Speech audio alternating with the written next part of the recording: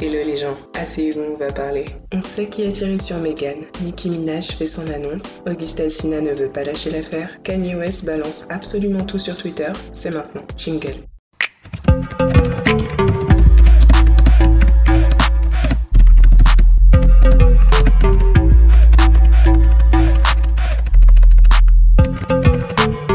Megan Thee Stallion a eu la peur de sa vie la semaine dernière lorsqu'on lui a tiré dessus alors qu'elle se trouvait en voiture avec sa meilleure amie et le chanteur Tory Lanez.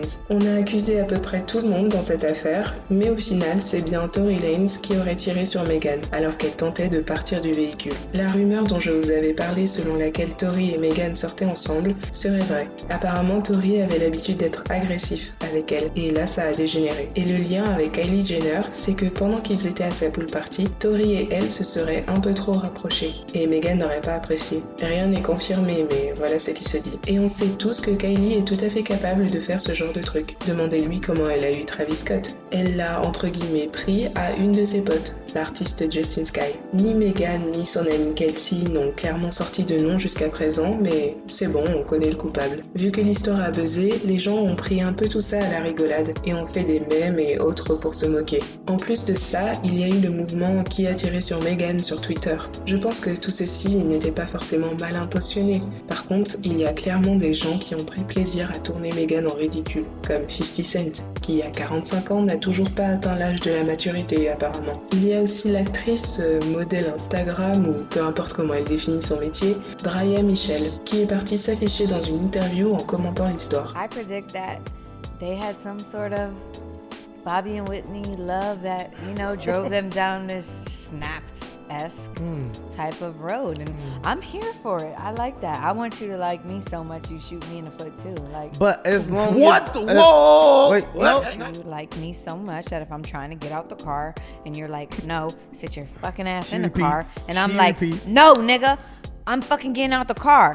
No, you're not. He shoots you in the foot. Wow. Yeah. You gonna fucking shut that nigga. No, I'm not going in nowhere. this moment, How you gonna? Drea just went viral. guys. Yeah. We're talking about 24-year-old Meg. I wish I was 24 and could go through this type of shit. Oh, I This like shit it. is Clean up. fun. Hell, what the Clean. fuck? Le pire, c'est qu'elle et Megan se connaissent. Megan l'a insulté sur Twitter et Draya s'est excusée. Il y a encore des femmes adultes qui s'imaginent qu'un homme violent, c'est quelqu'un qui vous aime beaucoup. C'est surtout quelqu'un qui a beaucoup de problèmes. Je peux comprendre l'énervement de Megan car ce genre de plaisanterie contribue à banaliser les violences faites aux femmes, et plus précisément aux femmes noires. Megan s'exprime là-dessus. Les femmes noires ne sont tellement pas protégées et nous gardons en nous tellement de choses pour protéger les sentiments des autres sans prendre en considération les nôtres. C'est peut-être drôle pour vous sur internet et c'est juste un nouveau sujet gossip sur lequel parler, mais c'est ma vraie vie et je suis vraiment blessée et traumatisée.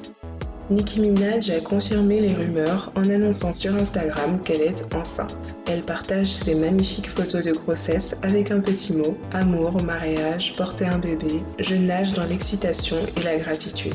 Merci pour tous vos messages de soutien. Elle a su garder sa grossesse secrète malgré qu'elle balançait elle-même des indices et j'avoue qu'au début je n'y croyais pas car c'était pas la première fois qu'elle donnait ce genre d'indices. Mais bon, après le clip avec 6ix9ine, tout le monde commençait à s'en douter. On félicite tous Tekashi pour avoir su garder le secret. Ça n'a pas dû être facile pour lui. Bref, c'est une bonne nouvelle pour Nicki Minaj qui voulait être mère depuis longtemps. Il faut savoir qu'elle a enduré la souffrance d'un avortement étant adolescente. Et elle en parle souvent comme un événement très traumatique qui continuait de la tourmenter. Aujourd'hui, elle a l'occasion, en quelque sorte, de se rattraper avec cet enfant, qu'elle est en mesure d'accueillir dans de bonnes conditions. Bien sûr, les gens ne peuvent pas s'empêcher de mentionner le mari de Nicki Minaj, qui ne serait pas le meilleur choix pour fonder une famille. Si vous regardez mes vidéos, vous savez ce que j'en pense de son mari. Mais bon, je trouve que ce n'est pas vraiment le bon moment pour venir avec des remarques négatives alors que Nicki est dans son bonheur. On a déjà tout dit sur lui en plus. Ensuite, dans la catégorie gênance, ou pathétique, comme vous voulez, on a Meek Mill, l'ex de Nicki Minaj. Quelqu'un a publié ceci. Vous avez le temps de partager les photos de grossesse de Nicki Minaj dans votre story ou votre feed et vous vous faites bloquer. Elle ne vous connaît pas. Elle ne vous a pas posté quand vous étiez enceinte. Les problèmes mentaux, Elle ne vous connaît pas. Arrêtez de vous parler à vous-même dans ses commentaires en disant félicitations. Et en fait, Meek Mill s'est senti obligé de commenter. Il pouvait juste rigoler et passer à autre chose, mais non, il fallait absolument qu'il commente les emojis pour qu'on sache qu'il a rigolé sur un truc qui concerne Nicki Minaj. Pour info, ça fait maintenant 3 ans et demi que Meek Mill et Nicki Minaj ne sont plus ensemble. Nicki est mariée et attend un enfant, et Meek Mill a une nouvelle meuf qui vient d'accoucher de son enfant. Voilà, c'est tout ce que je devais dire. De leur côté, les Smiths subissent les conséquences de leur épisode en face-to-face suite à l'interview et les déclarations du chanteur August Alsina. Le mot entanglement est devenu le mot de l'année et les Smiths sont dans tous les mêmes. Will Smith lui-même garde son second degré et publie comment il se sent en 2020. Oh, yeah. Hey, here, just toss it, Jazz. No, man, get out of here. We got people for this. Jazz, I'm a team player. I'm part of the team. Just toss it. No, please, no. We hired people for this. Jazz, toss it. Come on. I can help. Just toss it. Okay. Forget it. Le point positif, c'est que les Smiths peuvent se consoler avec leur record de vues sur Facebook, 15 millions en 24 heures. Mais August a décidé qu'il n'allait pas lâcher l'affaire. Maintenant qu'il a posté sur les réseaux, qu'il a fait des interviews vidéo, sa seule solution c'est d'écrire une chanson. August sort son nouveau son Entanglement en featuring avec Rick Ross. Si j'avais à la base du respect pour sa démarche de guérison, désormais je trouve qu'il est difficilement défendable. Voici un peu les paroles de la chanson. La définition de entanglement, c'est quand on est emmêlé dans les draps. Meuf, je sais qu'on n'est pas en couple, mais tu kennes ou tu traînes avec moi quand même. Je suis honnête bébé, tu ne veux pas t'attacher. Tu veux juste un mec qui va te casser le dos en deux. Non, je ne joue pas à ça. Tu as quitté ton homme pour ken ou traîner avec moi, juste pour te venger de lui. Ne sais-tu pas que c'est sans pitié? Auguste avait dit qu'auparavant son histoire avec Jada l'avait détruit et avait même détruit un peu sa carrière, car personne ne le croyait et on le voyait comme un mec à problème. Désormais on le croit et il a récupéré de la notoriété. Apparemment, il compte bien s'en servir par tous les moyens, quitte à passer pour un opportuniste. Kanye. Bon, après avoir exposé son programme présidentiel dans son interview Forbes, il a fini par s'inscrire officiellement pour pouvoir participer aux élections. Il a tenu son premier meeting en Caroline du Sud et a déjà choqué pour ses propos. Déjà, il dénigre l'héritage de Harriet Tubman, une militante abolitionniste, elle-même ancienne esclave, qui a contribué à la libération de plus de 300 esclaves. Well, Harriet Tubman never actually freed the slaves. She just had the slaves go work for other white people.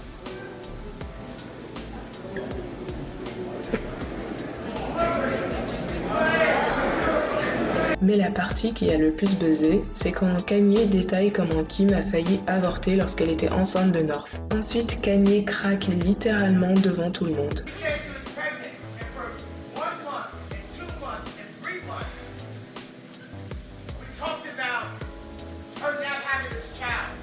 She had the pills in her hand. People know these pills where you take the pills, and if you take it, it's a wrap. The baby's gone. And I called my wife. And she said, we're going to have this baby. I said, we're going to have this child. I know people that are 50 years old that didn't have the children, that didn't have that child, that have never got to experience the level of joy that I experienced having a child. But even if my wife were to divorce me after this speech, she brought North into the world. Even when I didn't want to. She stood up and she protected that child.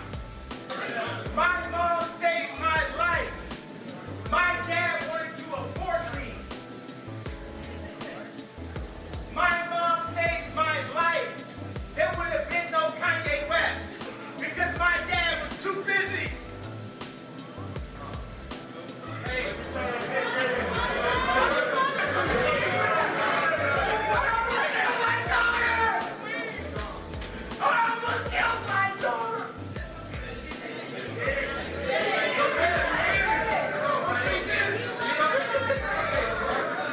Si vous avez vu ma vidéo sur son programme présidentiel, vous savez ce que je pense de Kanye. Il est bipolaire, il a besoin d'aide psychologique et absolument pas de se présenter aux élections. En ce moment, il est en pleine phase maniaque. Justement, suite à son meeting, Kim s'est vraiment fait du souci pour lui et a voulu l'interner, sous les conseils de Kris Jenner apparemment. Kanye balance tout sur Twitter.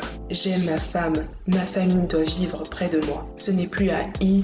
Ou NBC de décider. E! C'est la chaîne de télévision qui diffuse la télé-réalité des Kardashians. NBC a enfermé Bill Cosby. Bill Cosby, c'est un acteur noir très connu qui était un modèle pour la communauté noire et qui a récemment été condamné pour viol. Kanye dénonce la façon dont la chaîne d'information NBC a traité le sujet. Kim a essayé de venir dans le Wyoming en avion avec un docteur pour me faire enfermer comme dans le film Get Out. Parce que j'ai pleuré à propos de sauver la vie de ma fille hier. Si on m'enferme comme Mandela, vous saurez pourquoi. Kris, ne joue pas avec moi. Toi et ce Calmier n'êtes pas autorisés près de mes enfants. Vous avez essayé de m'enfermer. Je pense que Calmier désigne Corey, le mec de Kris qui est toujours à ses côtés et qui ne dit jamais rien. Tout le monde sait que le film Get Out est à propos de moi. Sur ma vie que la mère de North ne vendra jamais sa sextape. Sauf que là, il écrit sex rape. Je ne sais pas si c'est une faute de frappe, mais tel que c'est écrit, ça veut dire la vidéo d'un viol. Donc Kim ne vendra pas la vidéo du viol de sa fille.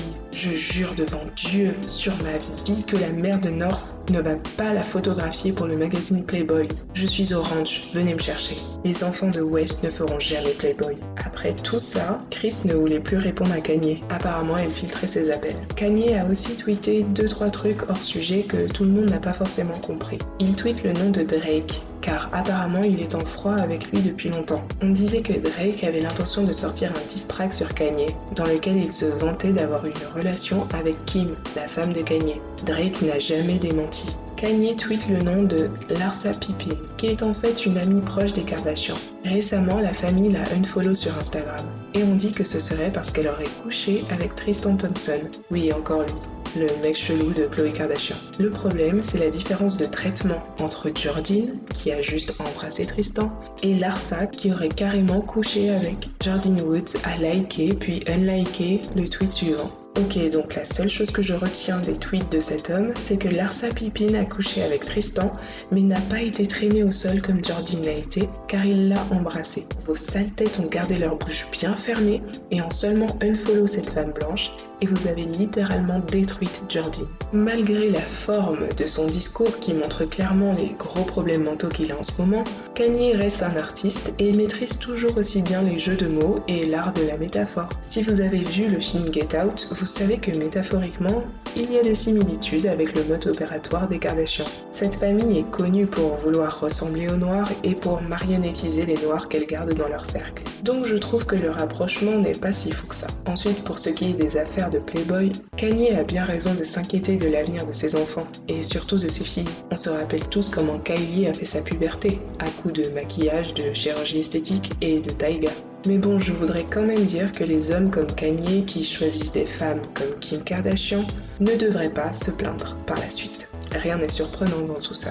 Bref, Kanye termine sa liste de tweets en disant que finalement, il va se concentrer sur la musique maintenant. Ensuite, il annonce son prochain album, intitulé Donda, le prénom de sa mère. Il sort vendredi.